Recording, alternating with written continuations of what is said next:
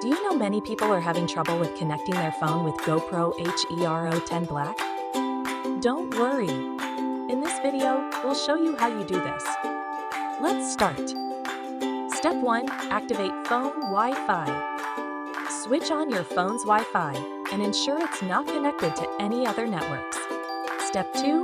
Reboot phone and GoPro. Reboot both your phone and your GoPro HERO10 Black camera to restart the connection. Step 3. Check Wi-Fi icon. Check if the Wi-Fi icon is showing on your GoPro's front screen, indicating it's in pairing mode. Step 4. Forget and reconnect network. In your phone's Wi-Fi settings, forget the GoPro network, then try reconnecting to it. Step 5. Reset Wi-Fi settings. If you're still having trouble, reset your GoPro's Wi-Fi settings and reconnect.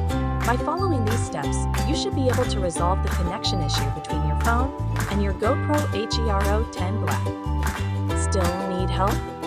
Visit our website for the complete manual. There you will also find questions and answers from other GoPro users. Did you find this video helpful? By subscribing, you help us continue to answer users' questions. So, subscribe to our channel. Thanks for watching, and see you in the next video.